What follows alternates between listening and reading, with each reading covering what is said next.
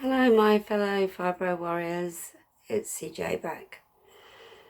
I want to touch briefly on depression with fibromyalgia, or just depression in general. It's quite an involved subject, and as you probably know, if you've been following my channel, I'm having problems with my laptop.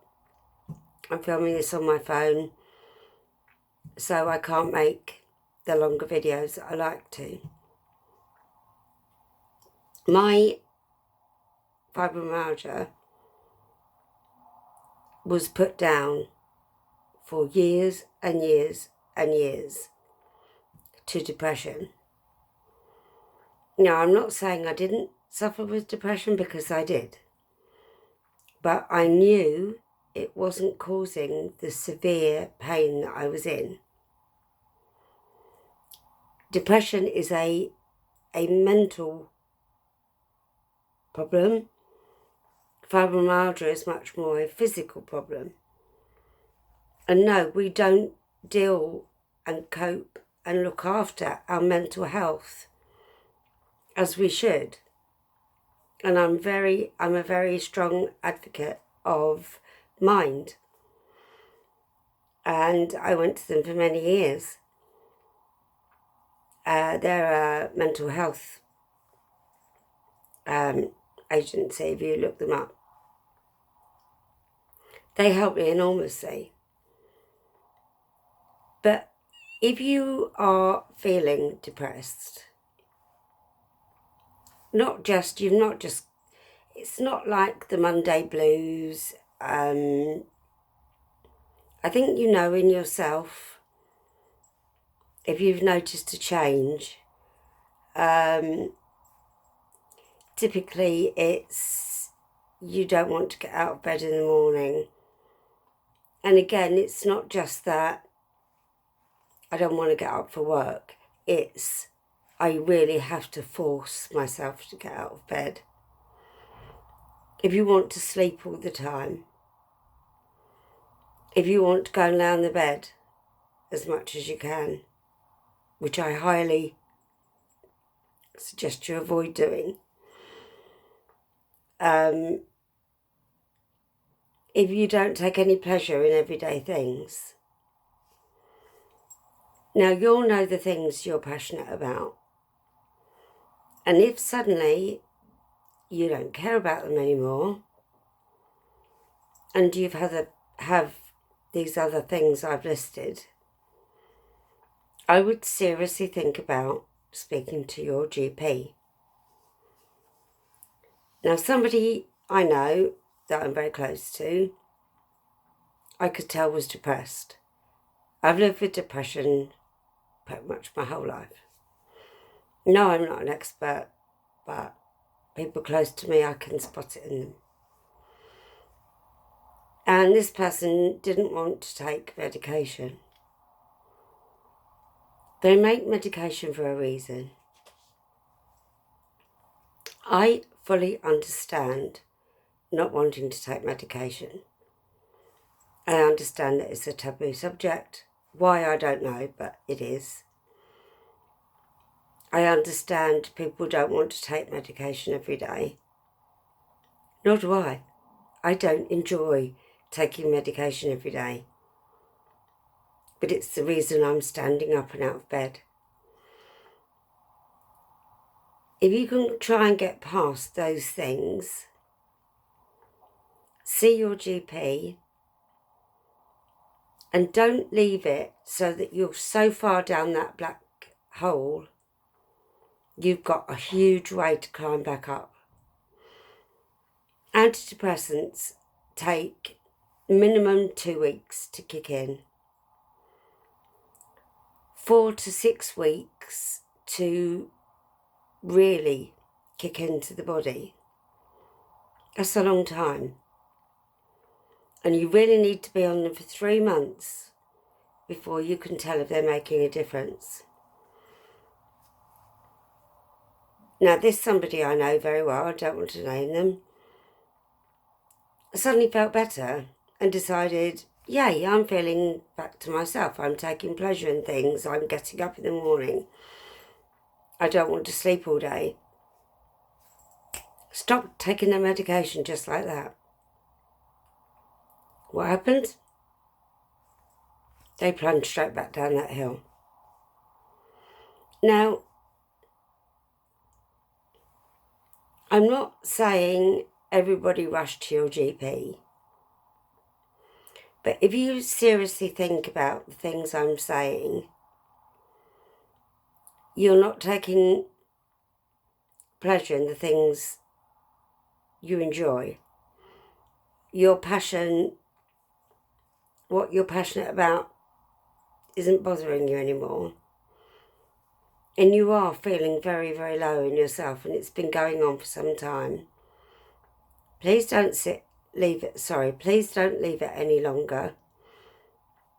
And please do see your GP. They will probably say self-refer yourself. Sorry, I beg your pardon.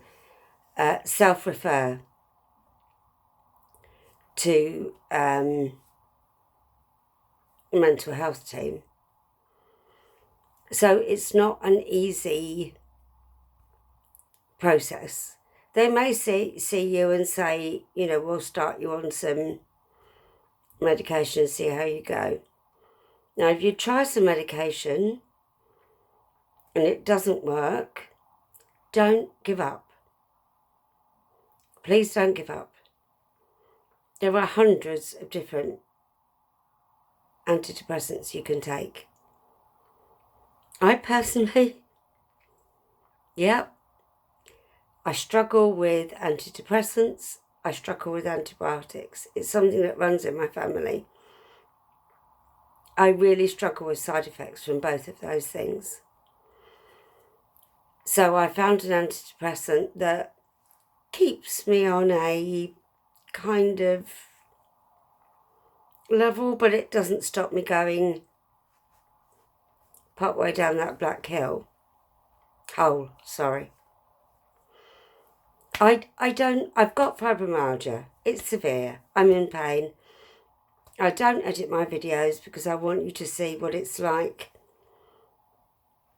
suffering with fibromyalgia and then having on top of it depression, anxiety, and all the other illnesses that I've been diagnosed with. I'm also diagnosed with complex post-traumatic stress disorder as well.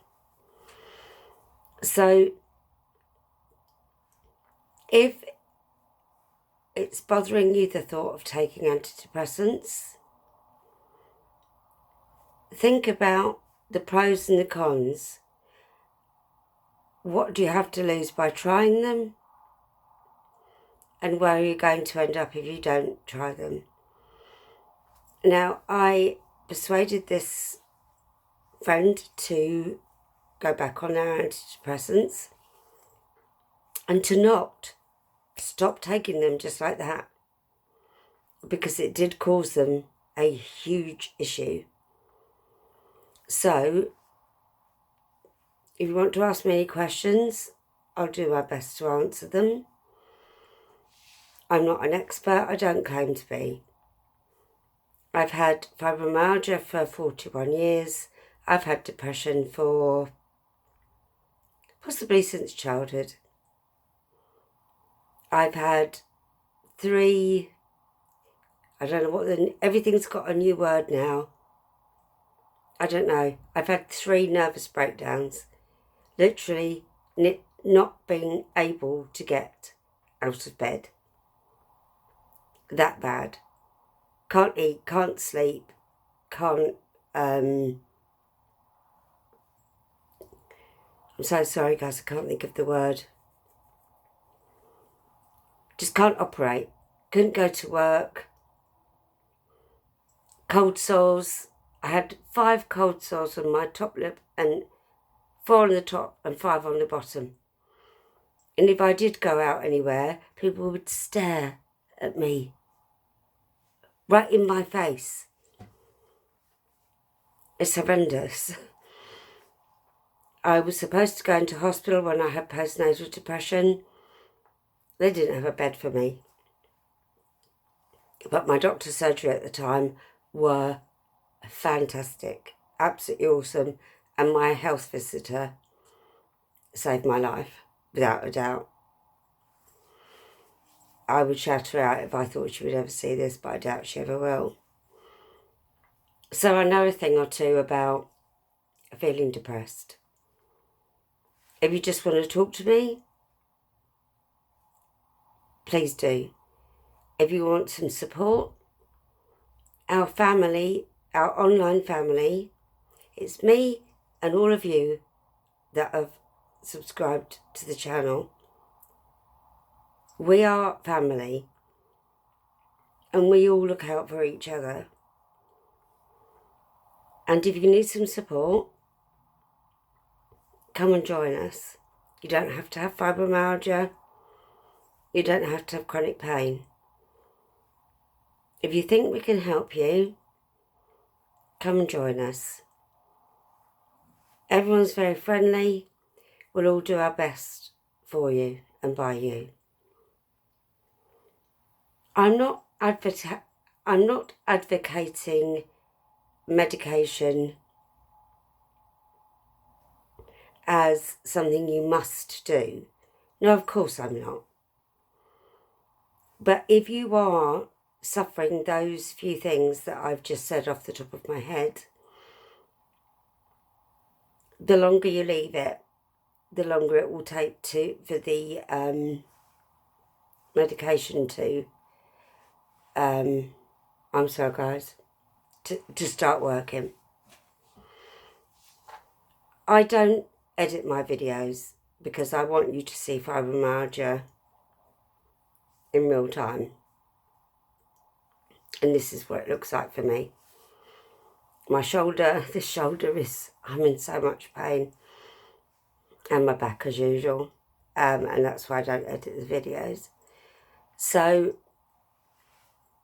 if you think you're suffering from depression, you want some thoughts. I'm not a medical professional. I can never say that. Hang on a second. I am not a medical professional. I don't claim to be. I'm just somebody that suffered for a very, very long time with depression, with nervous breakdowns, whatever they're called now, with postnatal depression. I know a thing or two about it. And I'm an empath, and I can spot it in other people that I know well. So, let me have your thoughts. As I say, you don't need to have fibromyalgia to be here. Depression is a very serious subject. One thing I would mention before I go, if you are on Lyrica, however it's pronounced, pregabalin, and you are prone to severe depression, please be careful on that medication.